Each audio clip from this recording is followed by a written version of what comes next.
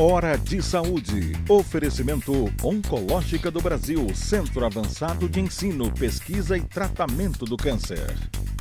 Macedo Hospitalar, tradição em tecnologia presente nos melhores hospitais da Amazônia.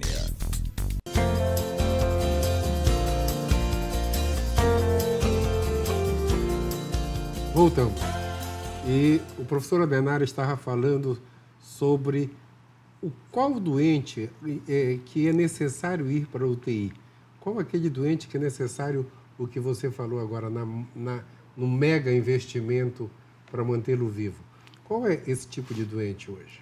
Bom, com toda certeza, qualquer doente que tenha risco iminente de morrer ou esteja com algum quadro de disfunção, descompensação clínica, algum comprometimento funcional muito grave, esse é um paciente que indiscutivelmente vai para uma unidade de cuidados intensivos porque precisa ser visto tempo a tempo, continuamente, com investimentos às vezes invasivos, pesados, agressivos para o doente na tentativa de salvaguardar a sua condição de saúde.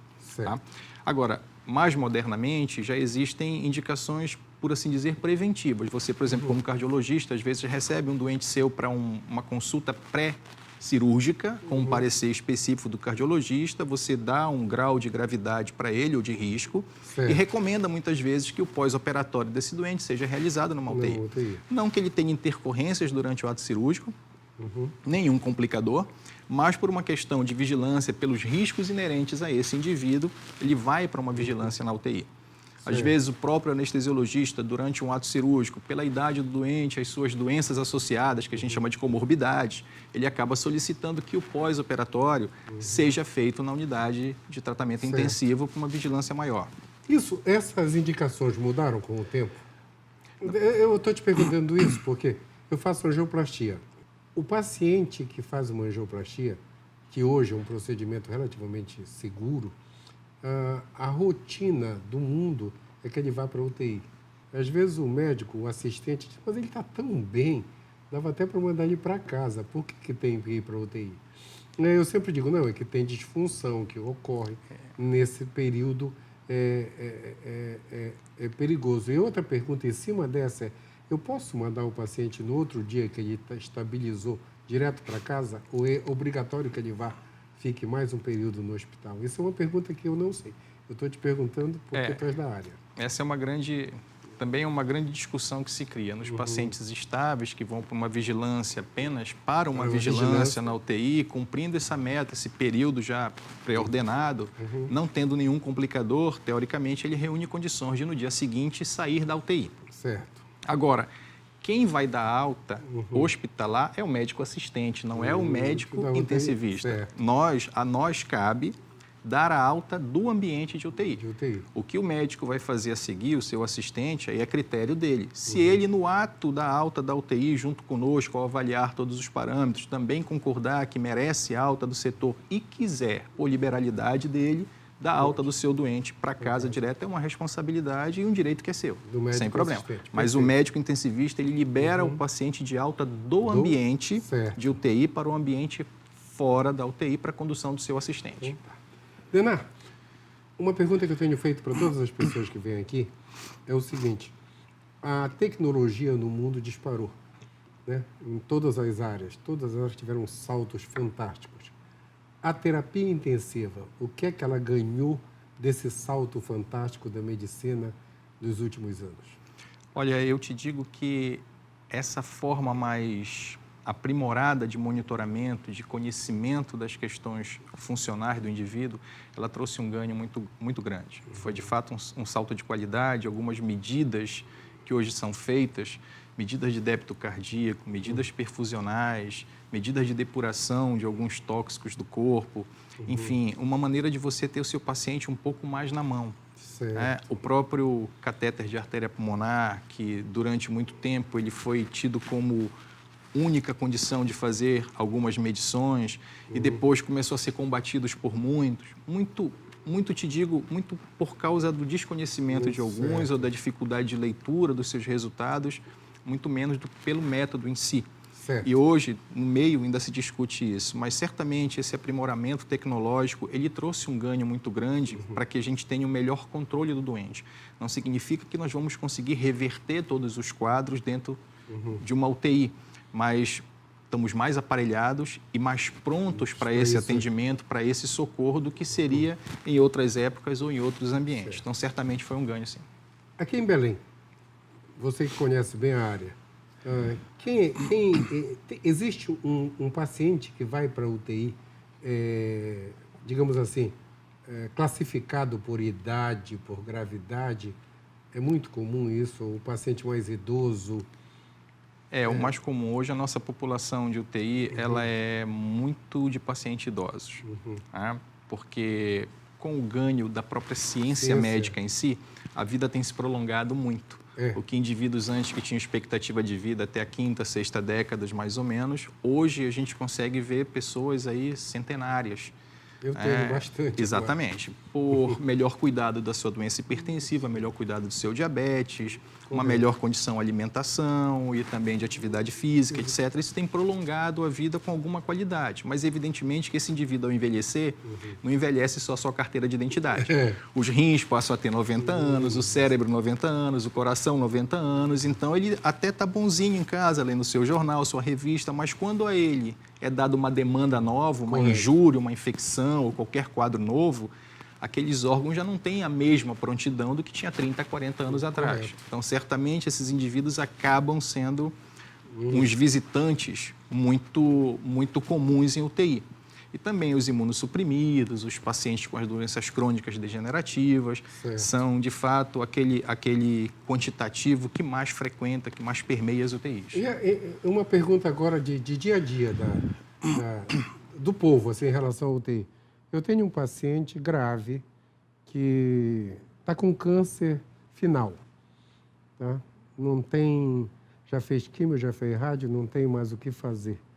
Esse paciente vai para a UTI? É uma visão muito pessoal que tenho e que muitos compartilham. Veja só, o cuidado de medicina intensiva, ele, dentre outras coisas, visa reabilitar esse doente para ter de volta a vida que ele já possuía antes de entrar na UTI ou muito perto disso. Então, veja só, o que já se torna uma certa incoerência se a gente tratar de um paciente com doença terminal, seja ela de câncer ou não, mas qualquer doença terminal e avançada. O que a UTI pode propor para esse doente que o reabilite ou devolva a ele uma qualidade de vida que ele já não tinha? Essa já é uma grande questão, e que acaba, assim, criando uma certa dificuldade de convívio, de entendimento.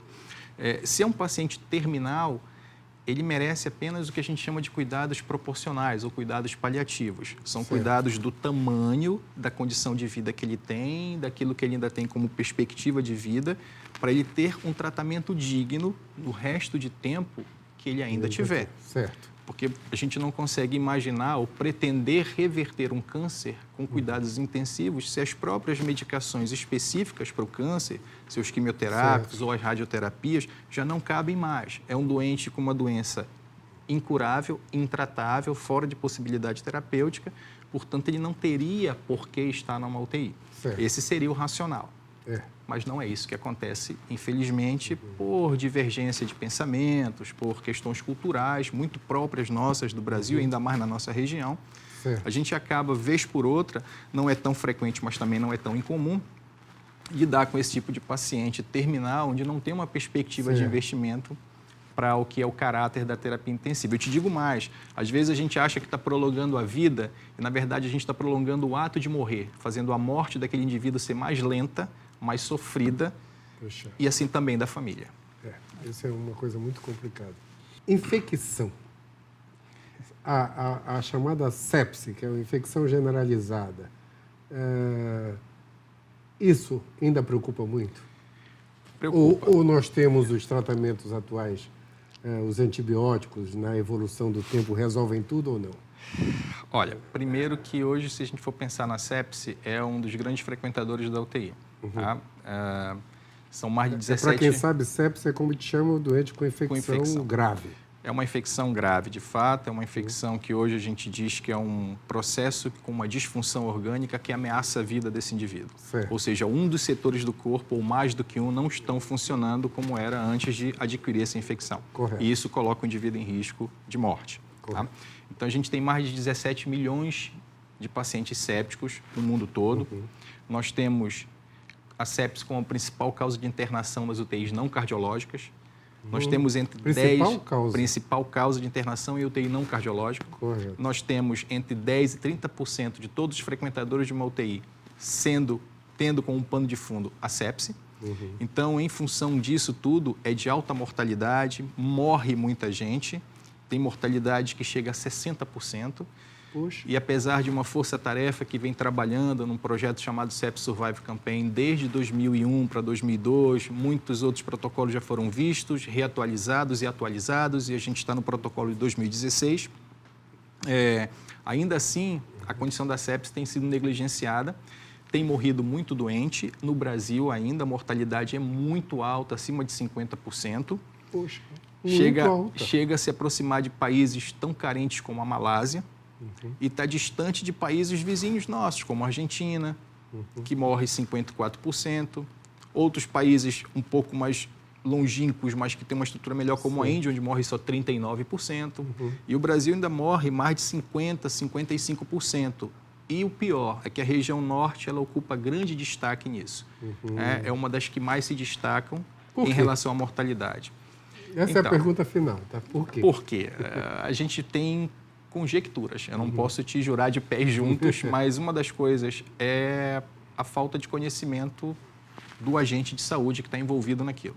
Porque a sepse ela não tem uma apresentação clínica e um marcador como tem para você o camarada que chega com dor no peito, faz um eletro e a troponina.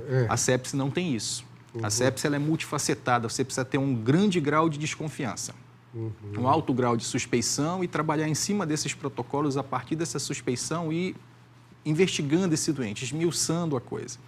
E aí é que se cria um pouco de dificuldade. Porque o paciente com infarto, ele aperta o peito, grita, geme, dói.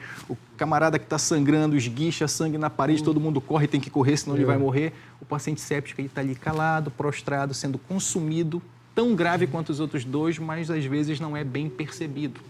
Então, falta falar mais de sepse, falta divulgar mais a sepse, falta mais treinamento de todos nós, médicos, falta mais conhecimento da própria ciência para tentar encontrar um marcador, algo que te ajude a perceber isso o quanto mais precoce, porque todos os trabalhos também já sustentam que quanto mais precoce você perceber a sepse e investir contra ela, melhor é o teu resultado, melhor o resultado para o paciente. Então, esse é um fundamento importante. Então, formação. Informação. Tá faltando informação. Formação e informação. Denar, mega obrigado. O nosso tempo acabou. Logo, logo vamos remarcar uma outra conversa em cima disso, que ainda faltou muita coisa para a gente conversar. Muito obrigado, pessoal. O nosso tempo acabou. Uma semana abençoada para todos. Hora de Saúde. Oferecimento Oncológica do Brasil, Centro Avançado de Ensino, Pesquisa e Tratamento do Câncer. Macedo Hospitalar, tradição em tecnologia presente nos melhores hospitais da Amazônia.